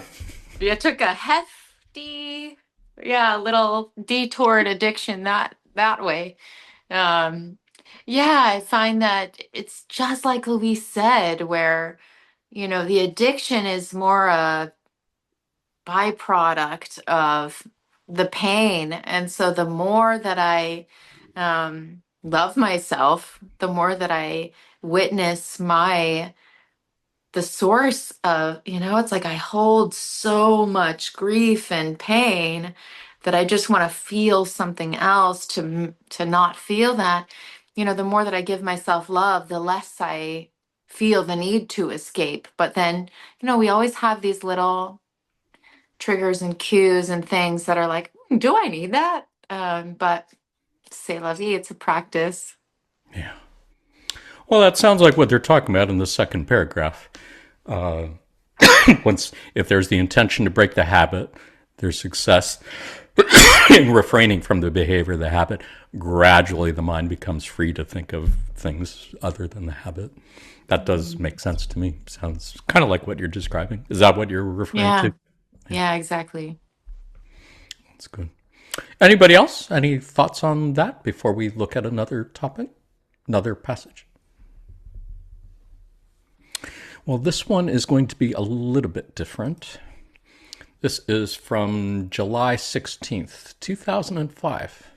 And Quo said, "The consciousness of third density is, by its very nature, not only aware of the self, but its instincts are to seek love, to seek to be loved, and to seek to become one. However, by repetitive experiences in empire, your peoples have acquired habits of mind which mitigate against a full awakening into the awareness of self as the choice-making self. And so the tendency of your planetary population has repeatedly been to give its power away to those who are skilled at the processes of creating empire. Therefore, at this time, the plight remains to help those who have been repeatedly a failure at waking up to become a success this time. The great challenge, then, is to be a force in helping people to wake up without in any way infringing upon their free will. The choice to leave the precincts of fear and to step forward boldly into the unknown territory of unconditional love, release of judgment, in the embrace of all entities is formidable. The habit of doing so is not there." Really powerful passage, one that's resonated with me and that I've thought about a lot since it seems very resonant now, 20 years after this was first said. And I think probably more than anything else, it just reminds me of what we talked about in the beginning in terms of programming and how, man, from very, very early age, we seem to be programmed for aggression, for using aggression as a response, as a way of solving problems, for violence. I mean, everywhere from TVs to movies to magazines to sports. And I don't know, you name it. It just seems, intentionally or unintentionally, it seems like we are programmed for aggression. And changing that is for sure a big challenge for our time. What do you think, Julie? Any thoughts on this? Yeah, what comes to mind right away, I just had a conversation with my 13-year-old son, and in the DC area, we're hearing about everything all the time. And he said that he wanted to go to a protest that happens in this area. And he's like, wouldn't you want to go? And, I had to explain to him that, some people, that is their way of radiating their vibration and doing their thing. For me, I teach that we are vehicles of light, that the people generally who are at least gravitated towards me and who want to work with me, that we're here to be like a lighthouse, like a beacon. We don't need to necessarily move and go seek out people to wake up or to enlighten or anything, but we just radiate a lightness, an ease, love, that then people will walk by and be like, ah, or they'll, see and be like, what is it that you are getting into? And then it ripples out, even if they're not consciously thinking about it. We are vibration. And so when you put out loving vibration, then other people will in your space feel it whether they want to or not, and it ripples out. Yeah, and 5-10 years ago, I would have not accepted that and thought prayer's all very well and good, but you really need to get out and do something. And that is yet another thing that I've come to appreciate about the law of one, that, wow, as it turns out, prayer is actually one of the best ways to change the world, and being rather than doing, and doing the inner work of healing yourself really is the best way to heal the outer world. And Yeah, it's surprising and funny and liberating and annoying all at the same time, I think. What do you think, Neely? Anything to add? Yeah, it took me a while to get there too, Jonathan. Um, I was very distraught about all those things happening in the world, and there's literally nothing I can do about them. And I don't have the tendency to go out and protest, but I thought I should be doing that. And that brings us back into that place of self-judgment that is blocking your chakras and not letting the light come out. And so I really connect to what you said, Julie, and what you said, Jonathan, about that. Um, I want to go back to these repetitive experiences in Empire and to say that it's not just from when we are born, it comes down in lineages. Like these people are in conflict with these people because 3 generations ago something happened that caused that to happen. Once you have your spiritual awakening and you are able to look at the patterns, you're like, I it looks so futile, all of those things that are happening around here. Why should I be against or hate or want to destroy another human being that was born in another country and has into a different religion than myself? And these things have been happening generation by generation by generation. We don't need to even mention all of those wars in the name of whatever. And I feel like when they talk about the choice in the very last few lines, the choice to leave the precincts of fear and to step forward boldly into the unknown territory of unconditional love, release of judgment, and the embrace of all entities is formidable. And immediately I'm thinking about the choice, the Fool card in the tarot, how he jumps into the abyss. He's not knowing anything, but he goes, by the faith. And we are all born to be the fool. We are all born with a tendency, like they say, to seek love, to seek to be loved, and to want to become the one. But we are so programmed to not to use that faculty of faith and just make the jump. That, yeah, I think it's an incredible passage. Yeah.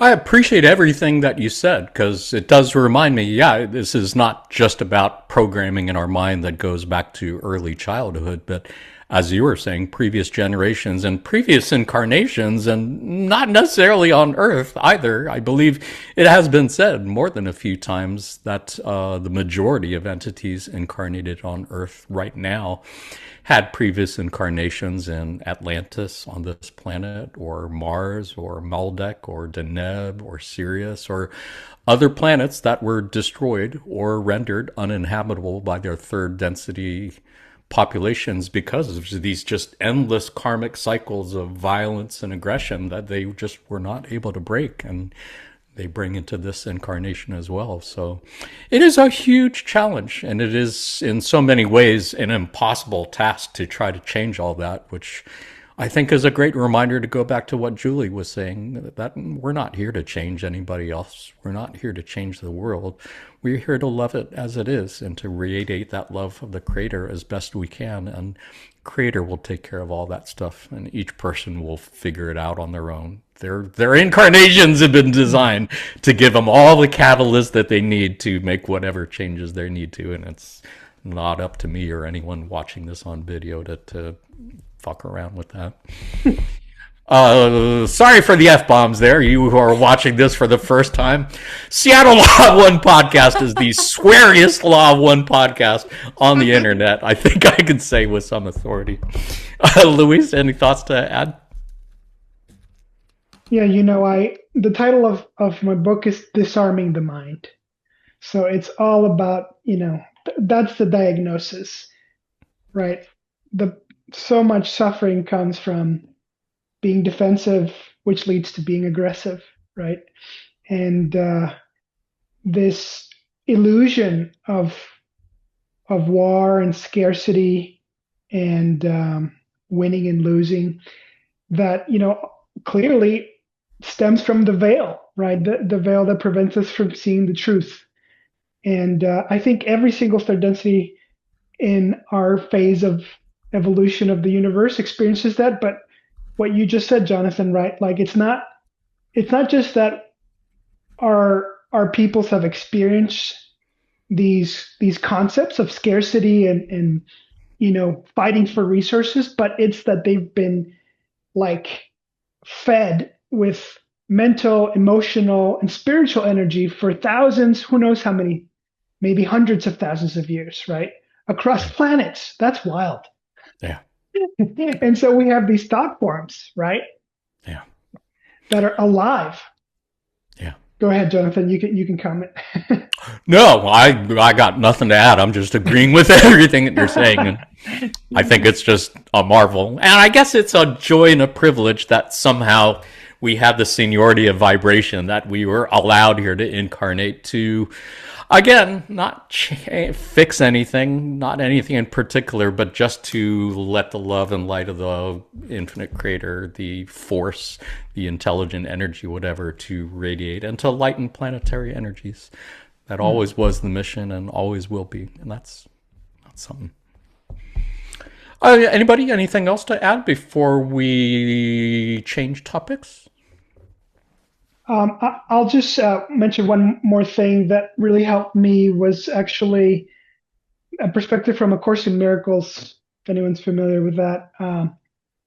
But basically that, anytime there's attack thoughts or defense thoughts, anytime you see fault, that's one of your brothers or sisters is sick or wrong, each time there's a recognition of that is an opportunity to realize, oh, my perception's wrong. I'm just not seeing it right.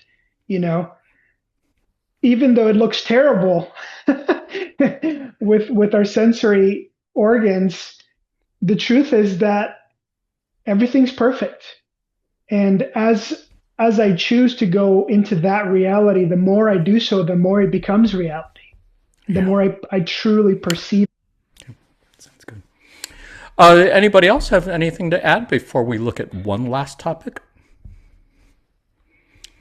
Sounds good. This is a little bit different, but it's something that I think is on a lot of people's minds these days.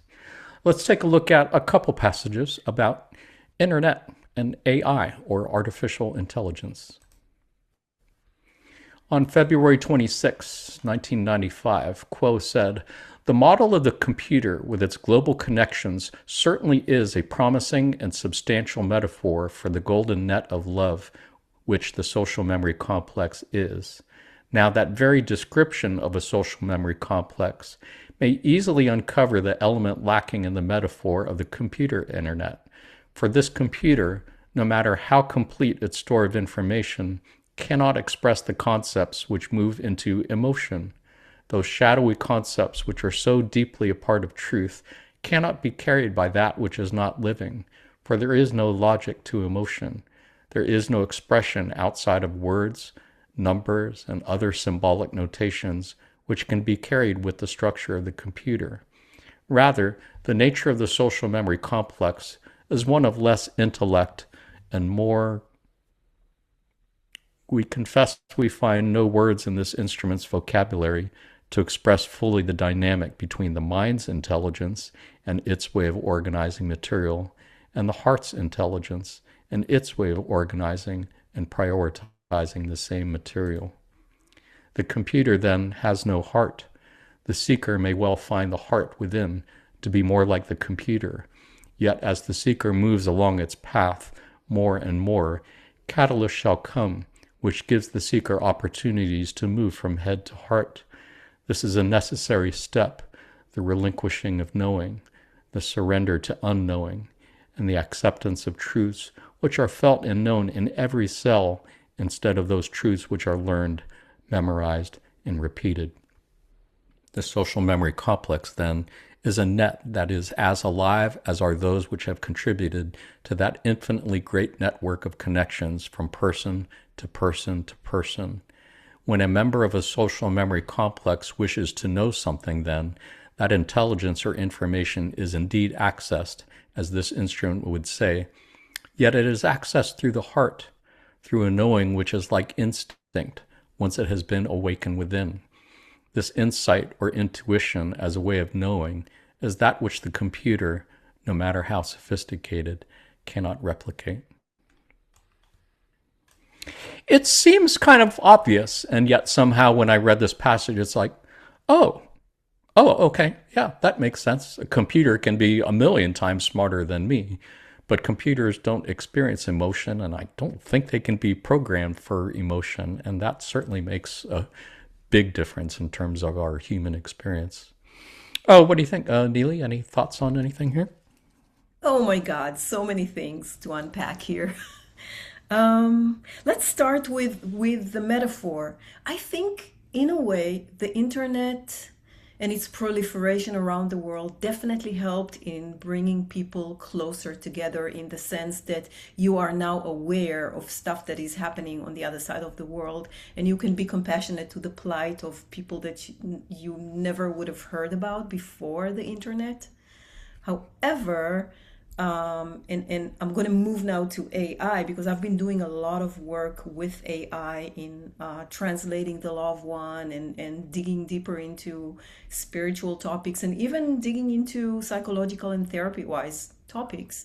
I can definitely sense and notice how very intellectual AI is, and how it cannot touch my heart in any way, shape, or matter. And it's really discernible. You can really feel that. I feel that the society that we are in right now, like the modern world, maybe post the Industrial Revolution, is definitely pushing us to be in our heads. Intellect is very well appreciated. Science is almost like a religion right now, and everything goes, like, you would be ridiculed if you come in and say, I have an intuition, or I sense that this is not the right drug for me, or whatever. So we are definitely being pushed to be in our heads, while actually the whole journey that we're doing it is going down. As Carla had said, moving these 8 inches between the head and the mind and the heart, something like that. This is our challenge. This is part of the big work that we're here to do. For sure. Absolutely. Yeah, and I think as, artificial intelligence becomes more and more prevalent and more used in our society, it is seeming like all of our automated computer systems and everything that our society runs on is being turned over to AI. And yeah, there are understandable concerns about that. But it is nice to know that a computer, as smart as it is, really doesn't understand emotions, and that it reminds me, I think that's what was said about Atlantis. We are kind of re-experiencing Atlantis, because they also fell because they had technology but didn't know how to use it in a service to others way, in a balanced way. So as we're going into fourth density, it does seem like we are re-experiencing so much of what happened at Atlantis. What do you think, Luis? Anything to add? I had thought about Atlantis too, just like you. And this I guess obsession over knowledge, and knowledge is power, because that's how I see technology, right? It's the knowledge that gives people abilities that go beyond the norm. And every time in history, it seems like there's been huge technological progress. It goes hand in hand with tragedies. And so, yeah, I really liked everything that Nili said. I'm paraphrasing a quote, I think, also from Quo, said something along the lines of, even wisdom without love is like cold and heavy lead, and I think that's very relevant in our today. Yeah, it's why I think so many people do see computers, technology as cold and unfeeling, because, as we said, there is no heart in it. You can't program a computer for love. So I think it's part of that third density of choice. We're being challenged every day to see how we want to use computers and AI and technology for service to self or service to others. And clearly there are those who want to use it for service to self purposes, and clearly there are those who want to use it for service to others purposes. And again, I think it's for each of us to figure out for ourselves. Indeed. With as much love as we can. What do you think, Julie? Anything to add? Yeah, I'm just noticing that the more we have this digital connection, and the more that rises and grows, the more that I'm finding as a women's group leader, we need in-person connection more and more. And we didn't have that for a long time when social media was just like massive rising.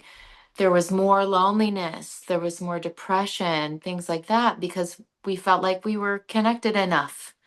And then we just went to our screens. But I think now there's this shift into realizing that we need community as much as we have AI and the internet and this that kind of net. We need to make an energetic, heart-centered net to anchor us into loving connection. Yeah. Yeah, like anything else. I mean, technology can be used for positive purposes or negative purposes. It can be used to separate people or bring people together. So hopefully that is one of those nice things about Law of One study groups that meet online. Law of One seekers can connect with folks from the other side of the country, other side of the planet, and make beautiful connections together. So encourage people to go to the L&L Research website and click on Connect and go to study groups, and yeah, try a different group around you and find one that you vibe with. I have one more passage to look at. Does anybody have anything to add on this one before we look at one last passage? This is one of my favorite passages. This is from May 25th, 2003. And Quo said, "Each of you has perhaps an overweening opinion of the gadgets and the trickery of the present level of technological expertise of your peoples. Yet indeed, the next level of expertise flows with cooperation with the light rather than control of the light. And this in turn opens those abilities which create the impression that that which you think of as advanced technology is, in fact, the knife, the flint pounder, the fish hook." Take that, Elon Musk and I and all that shit. You guys are just making fish hooks and flint pounders. I just think there's so much power packed into a relatively small number of words here. But I just think that's so beautiful that the next level of expertise flows with the cooperation with the light rather than control of the light. I think there's so much beauty and profound meaning in there. What do you think, Luis? What do you make out of this passage? Any thoughts? Yeah, I agree with you. It says a lot, and it gives me comfort as someone who increasingly has, made decisions to leave more and more of what I held on for safety. So yeah, thank you for choosing it. Yeah, appreciate that. Julie, any thoughts? Anything to add? I think it just really echoes that need for community, that need for connection, and radiating light together. We're so powerful together when we're in the same place. I remember when I studied the limits of human consciousness in college, and we learned about these groups that did these TM meditations in times of war in different places, and how it actually impacted real time, like treaties being signed and things like that. And so, where we can see AI and all of this as like Terminator level, like there's nothing can be done, right? But we are so powerful when we come together in light and in thought. We are the creator, so there's no limit. Yeah, and I'm pretty sure those service to self entities in charge of our political economic structures are well aware of what you just said, which is why they're doing everything they can to keep us divided and angry and warring with each other, because they know, man, if people discover the power that they have individually and collectively, I mean, they just don't stand a chance in it. And Oh, I yes. find that super encouraging, super encouraging. What do you think, Neely? Well, first, I agree with everything that was said here. This is indeed a very powerful passage. I don't think I have much to add apart from the interesting fact that they talk about cooperation rather than control. And, I attribute control to the STS path and cooperation to the STO path. So I'm kind of thinking, okay, do they mean that if we go along that pathway like Atlantis, we are heading in the STS path, which we don't really want to go there? No, that's what I was picking up from it as well. Yeah. And I think it's really easy to get concerned when you hear about AI companies or our government wanting to use AI to take control of our missile defense systems. Then, yeah, that sounds like a fairly scary doomsday scenario that I think I've seen in any number of movies so far. That's throwing up all sorts of red flags. And yet, yeah, I mean, doesn't seem to be a whole lot that me or anyone else can do about it. And again, I think those folks in charge of our power systems really want us to feel afraid and powerless, like there's nothing we can do. But as each of you have said at some point, yeah, each of us has the ability to just receive the love and light of the one infinite creator, the infinite power of the universe, and to let that flow through us. And rather than trying to control it and use it to, I don't know, for service to self purposes, just to let it flow through and cooperate it and bless it as it goes out, has the power to change the world on most fundamental levels, Quo has said many times. And I just find that super encouraging and inspiring and reassuring, and just makes me want to do more of what we're doing, meeting together and talking. And again, hopefully you watching this on video, if you're not part of a Law of One study group already, yeah, find like-minded seekers and learn from each other and share with each other and mirror to each other what you can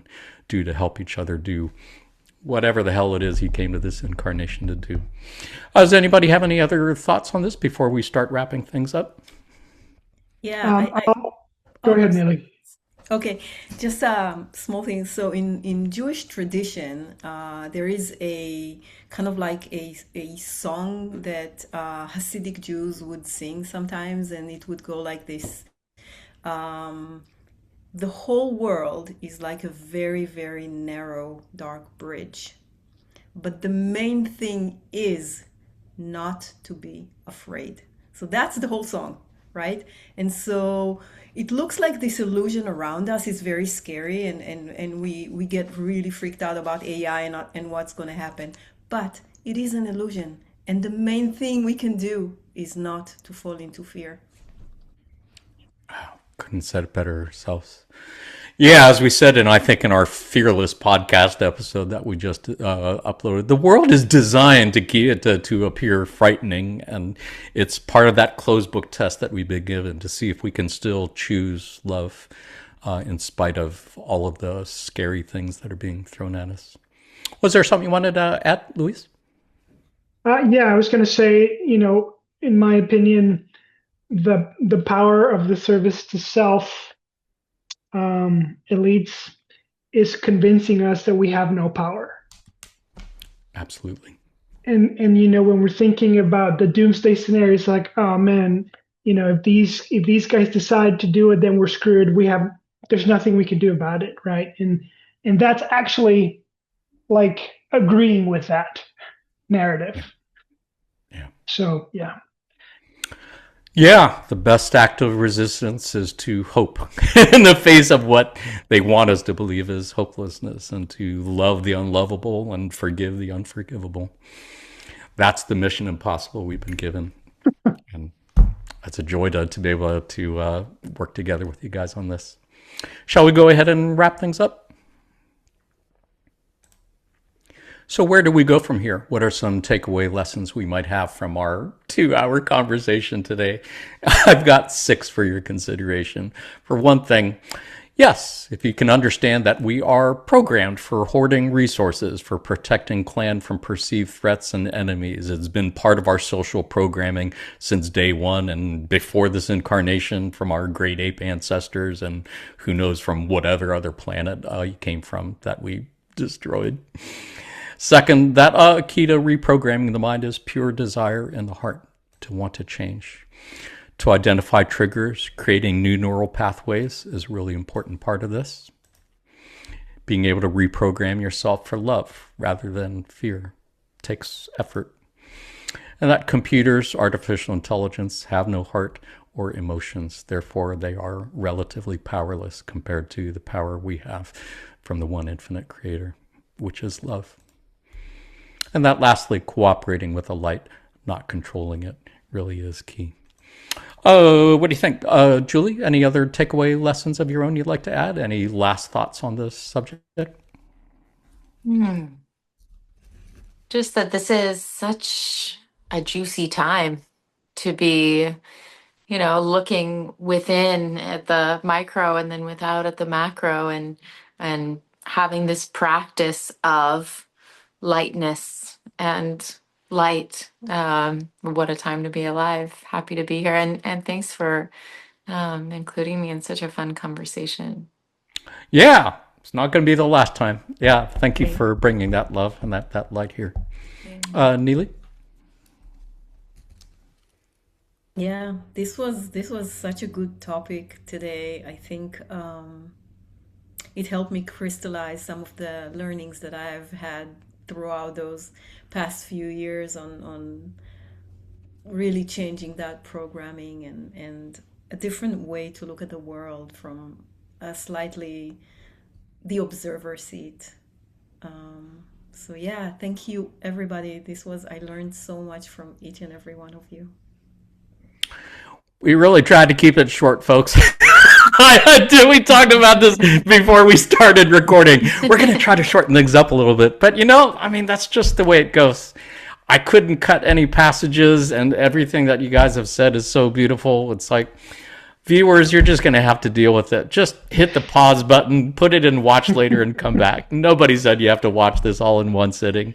Or you can fast forward wherever you want. Just or you're welcome. Luis, any final thoughts, takeaway lessons of your own you'd like to add? No, I'm satisfied with this, and thank you. Thank you all. That's good. Thank you guys for being here. Viewers, did want to encourage you, if you enjoyed this podcast episode, then check out our episode on great apes, on archetypes of the mind, on discipline of the personality, on shadow work, and on love over fear. Those are all great episodes where we looked at more passages and dug deeper into things that we just kind of touched on today. Otherwise, it is time for a pop quiz. Pop quiz, of course, is something we like to do at the end of our podcast, just to end our otherwise serious discussions on a lighter note, and maybe look for law of one connections in pop culture. Since today's episode was about reprogramming the biocomputer, it would seem fitting that we should have a pop quiz on movies that's centered on robots or computers. There is a whole lot of them to pick from, and I put this slide together, handpicked each individual movie to put in there. Panelists, have you seen many or any of these? Are there any that are jumping out to you as ones that you really enjoyed? WALL-E. Most of them. WALL-E is a great one. Yeah, WALL-E was great. Love it. Yeah. Neely? Any favorites here? All of them, except for the Iron Giant. Iron Giant was pretty good. Oh. It was recommended to me so many times. I finally got around to seeing it a few months ago, and yeah, it was very good. I'm not sure if I would call it one of my favorites, but yeah, I liked it. Cool. How about you, Luis? Any favorites here? I really like, I guess, the Terminator, Tron, and Matrix are the three that really stand out to me. Yeah, Tron Ares is probably the newest movie on the screen right now, and that just came out earlier this year, and I liked it. All the reviews said it sucked, and I was expecting to hate it, but I thought, that's not bad. I didn't mind it. Do you know what the oldest movie is on the screen? Do you know which one of these movies is the oldest one? Metropolis? Yeah, well done. Yeah. 1927 that thing came out. Wow. They were still talking about, basically the Terminator story back in 1927. Wow. Yeah. That's one of the few I haven't seen here. What's that, Julie? Oh, that's just one of the few I have not seen on the list. I did go back and look for it on YouTube just because of this pop quiz, and I did watch a bit of it, and it's like, that's okay. If you want a history lesson and just to see how this theme was portrayed back in 1927, it's worth checking out. But I don't know if I could sit through all 2 hours of it, I think. So panelists, I just picked out 4 movies. I got 4 questions on 4 of these movies. See how many you can answer correctly. Go ahead, panelists, say your answers out loud so our viewers can hear in space-time. You who are watching this on video at some time in the future, say your answers out loud so we can hear you in time-space. As always, the points don't matter. If you had fun, you won. If you made some Law of One connections in pop culture, you won big time. You guys ready for your first question? Yeah. First question, in Mission Impossible Dead Reckoning, every country's missile systems are taken over by an AI system called what? Is it A, Skynet, B, Genesis, C, Ultron, or D, the Entity? A. A's good guess. I say the entity D. D's good guess. Julie? I haven't seen it, but I'm going to guess B. B's good. Oh, wow. Nice. Well done. Correct answer is indeed D, the Entity of all things. Wow. Little Law of One drop in there, I think. Do you know where the other computer, those are all from different movies. Skynet was not from Mission Impossible. Right. Do you know which robot movie it was from? From Terminator? War Terminator. Games? War Totally. Games? Oh, Terminator. Yeah. Terminator. Yeah, Skynet. Which was also Genesis. In one of the Terminator movies, Genesis was another name for Skynet. And Ultron, anybody know where Ultron came from? The Marvel movies. Yeah. Avengers. Nice. Marvel nerds. Yeah, that was a great movie. Yeah, these are all great movies, and I gotta say, I really did actually like the Mission Impossible movie. It really was about this AI that got loose, took over all the missile systems from every country, took control of all of the corporate media, so that it was like flooding all of the media landscape with fake news stories, so nobody knew what was real anymore. And it's like, that sounds a little familiar. Yeah. But it's a good movie. It's really well done, and it was a fitting close to the 8-movie franchise, I think. Highly recommend it. You ready for your second question? How about this one? Yes. The Matrix was inspired by the writings of which ancient Greek philosopher? Was it A, Plato, B, Aristotle, C, Socrates, or D, Heraclitus?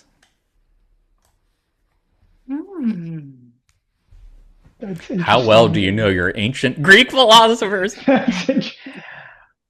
Indeed, I do not know. I would guess B. B is good guess. Luis? D, Heraclitus. Good guess. I'm going to guess C to round it out. Nice. Good guess. Heraclitus is probably the one that you never heard of before. He's called a pre-Socratic. He was a philosopher before the time of Socrates, Plato, and Aristotle. And he has been name-checked a couple of times in Law of One channeling sessions because he's the philosopher who said you cannot step into the same river twice because the river is different and you're different. And that's something that has been said many times in Confederation channelings. Correct answer is, unfortunately, though, Plato. You heard of Plato's cave allegory? Yeah. Nice. Oh, yeah. Even if you don't know anything about Greek philosophers, Plato's cave is something that people probably should be familiar with. And the directors who put The Matrix together were well aware of it and kind of based their movie on the story about people living in a cave who see shadows on the wall and they believe that's reality because they cannot turn around and see that those are actually shadows being cast by figures behind them on the wall, and that there's a whole nother world outside the cave that they're totally unaware of, that if anybody told them about, they would think they were crazy, which of course is basically what the Matrix is about. Have you guys seen the Matrix movies? Have you seen all 3 or 4 of them? Yeah. Yeah. I don't know if I've seen the most recent, but I've seen the first one a few times and the second for sure. They're all I like the old. second one best. I tried watching the 4th one and wasn't grabbing me. Didn't finish it. Wait, 4th one? Yeah. Yeah. I don't remember the title. It was another one-word title, Matrix Resurrection or something. Oh, yeah. It's great. I thought it was just a trilogy, but I guess, wow, okay. Yeah. Well, it was a trilogy for a long time, and the 4th one came out well after that. Did you see it, Neely? Did you like it? I did. I liked it. Yeah. Oh, nice. Yeah. Didn't have Lawrence Fishburne in it. I was a little disappointed that he didn't come back to be Morpheus, but I guess they got a younger guy for it. So, Yeah. if Neely likes it, I'll check it out. Are you ready for your third question? The robotic aliens in Star Trek The Next Generation were called what? Was it A, the Xenomorphs, B, the Borg, C, the Na'vi, or D, the Ewoks? Be the Borg. This is kind of a softball question, I think. Yeah. Just to be Anybody got a guess other than the Borg? To be consistent with my wrong answers, I'm going to go with the Ewoks. Those cute little teddy bear critters from Star Wars. Yeah. I've always been fascinated by the Borg. They really do seem to be the negative equivalent of a social memory complex. That does seem to be the whole gist of it. Did you guys watch Star Trek Next Generation? Were you fans of it? Yes. I did not watch it. I haven't yet. TNG was the best. Yeah. There was a movie they made, First Contact, which I didn't actually watch that much of Next Generation, although the episodes I've seen are just fantastic, and so much great Law of One themes, I think, in the Next Generation. But yeah, the Borg were these robotic cyborgs, I guess, aliens that flew around in a cube-shaped spaceship, and they would just assimilate people by touching them, and then they would become part of their... Would you call them a social memory complex, Neely? A negative? Oh my God, a social very complex? distorted social memory complex. They used to say, resistance is futile. You will be assimilated. Wow. That's where that came from. Yep. Wow. Yeah. You know, Well, it seems to me like a lot of movies like have this theme that the bad guys are the negatively polarized aliens always have better tech, and you know they have more weapons and stuff like that. Yeah, and this is no exception. No exception. But it was cool the way they used the character of Data to kind of explore themes of what makes us human, and him learning how to be more human by learning how to feel emotion, Yes. I would say was a key part of that. So there's your Law of One connection, viewers, in case you were wondering. How about, I think I got one more for you. Yes. The name of the computer in 2001 Space Odyssey was what? Was it A, Jarvis, B, TARS, C, Kip, or D, Hal? D. Hal. Al. Wow. What? D, Hal. Yes, Hal. indeed. Yeah. That's an old movie. I wasn't sure if you guys would know that. I'm not sure if our viewers necessarily know that, because that came out in the late 60s or something like that. Yeah, fascinating movie, though, for sure. And yes, the other 3 are indeed computers from 3 other movies. Well, actually, 2 other movies. Do you know where Jarvis came from? Iron The Man? Avengers. Iron Man, yeah, Avengers. Neely, you are clearly not a Marvel nerd. Luis and Julie, you are my people. Yeah, I have love a the Marvel 13-year-old movies. son. Are you comparing me to a 13-year-old boy? That's accurate. That's accurate. Yeah. I do like movies about adults running around in their underwear. I guess that's what superhero movies are, as my cousin said. Funny. Tars and Kip, though, did not come from Marvel. Do you know what movie that came from? The Interstellar. March. Oh, Oh, yeah. man, Lewis, you are batting 1,000 today. Yeah. Did you like Interstellar? That was such a great movie. Oh, I I loved it. loved that. That was an amazing movie. I loved it. Yeah. And also very Law of One, I thought embedded like with the next level, the fourth density, love being what transcends time and space and us in the future. I mean, there's a Very lot much of so. themes there, a lot of Law of One in there. Very much. Yeah. Yeah.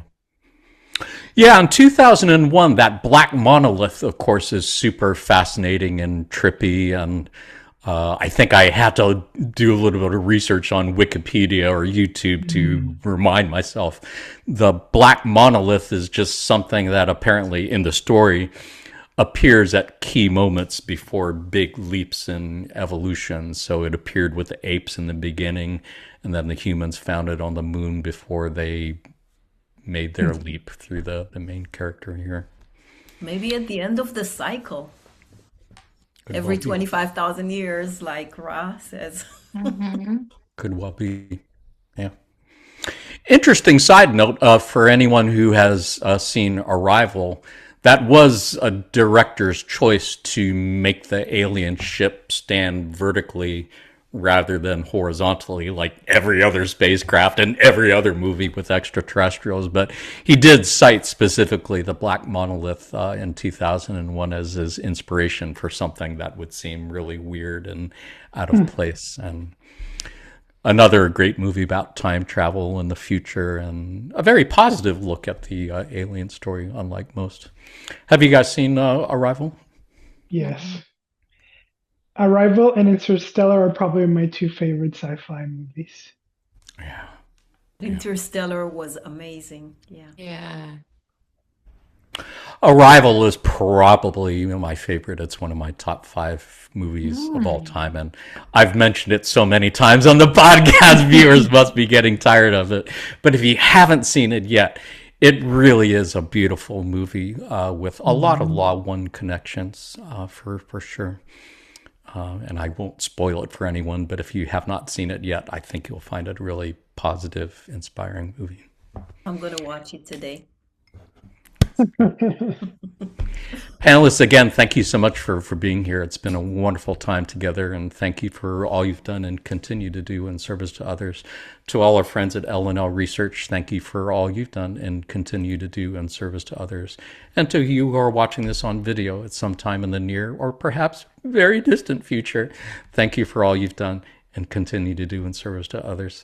We are sending you our love light, and we are receiving yours. Until next time, in the love and light of the one infinite creator, Adonai, namaste. Say goodbye, panelists. Thank you. Bye.